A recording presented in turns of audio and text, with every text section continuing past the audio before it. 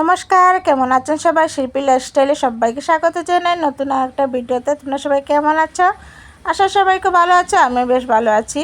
তো আজকে হচ্ছে শনিবার, তো অনেক দিন আগের এই ভিডিওটা। তো এদিন ছিল শনিবার, তো শনিবারে এখানে মেলা বসেছিল। আমরা যে জায়গায় থাকি, এই জায়গায় প্রতি বছরে একবার বড় মেলা এখানে বসে।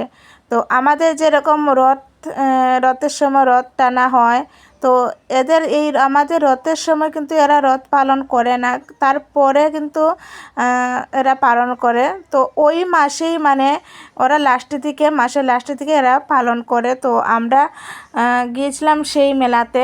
তো এখানে প্রতি বছরই একবার করেই বড় মেলা বসে, তো আমরা সেই মেলায় গিয়েছি।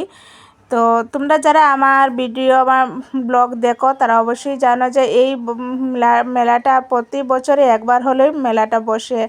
তো আমরা সবাই চলে গেছিলাম সেই মেলাতে। তো ঘর থেকে বেরিয়ে দেখলাম যে এখানে ঠাকুর নিয়ে যাচ্ছে। তো ঠাকুর নিয়ে দেখো রাস্তায় যেতে না যেতে দেখি পরপর 3টা মূর্তি নিয়ে যাচ্ছে। আর এই সবাই দেখো এখানে রাস্তায় দাঁড়িয়ে পুজো করছে। দেখতে তো পাচ্ছ যে রাস্তায় দাঁড়িয়ে আছে ঠাকুর নিয়ে। তো এখানে পুজো করছে, যে সাইডে যে বাড়িগুলো দেখতে পাচ্ছ এখান থেকে বেরিয়ে বেরিয়ে সবাই পুজো করছে। তো পুজো করছে, তারপরে চাল ছিটিয়ে দিচ্ছে। অনেক সুন্দর করে কিন্তু মূর্তিটাকে সাজিয়েছে, ফল দিয়ে লেবু দিয়ে অনেক সুন্দর করে সাজিয়েছিল। তো প্রথমে দেখো একটা মূর্তি কিন্তু নিয়ে চলে গেছিলো, তারপরে দেখো পিছনে আরেকটা মূর্তি আছে। আর এখানে দেখো কীরকম লাইন দিয়েছে, লোকে প্রচুর পরিমাণে লোক হয় বন্ধুরা এই মেলাতে। এই যে দেখো এরা যে রথ টানছে, আমরা যেরকম রথ টানি, তো এরাও এই টাইমে রথ কিন্তু টানে। কিন্তু আমাদের যেদিন পুজো হয় রথ টানা, এদিন কিন্তু এরা পালন করে না, এরপরে কিন্তু ওরা পালন করে। তো এবার যার যেটা ধর্মে যেটা আছে, আমাদের পুজোতে ওরার পুজো কোনো মিল নেই। যাই হোক, তো এবার দেখো প্রথমে কিন্তু একজন মূর্তি নিয়ে চলে গেছিলো, তারপরে দেখো দ্বিতীয় মূর্তি নিয়ে আবার চলে আসলো। আর দ্বিতীয় মূর্তিটা এত সুন্দর করে সাজিয়েছে বন্ধুরা, কী বলবো, অসাধারণ লেগেছিল। আর এই যে দেখো এখানে কিন্তু ফল, লেবু, সব রকমের ফল দিয়ে ঠাকুরটাকে সুন্দর করে সাজিয়েছিল।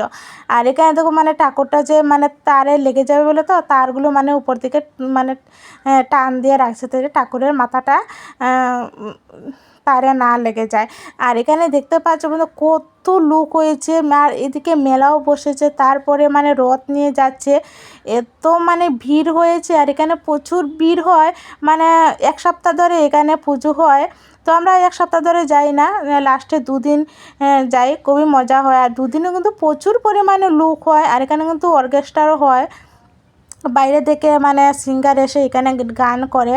তো আমরা তো এরা তামিল, তো তামিলের ভাষা তো কিছু বুঝি না, কী গান বলে তাও বুঝি না।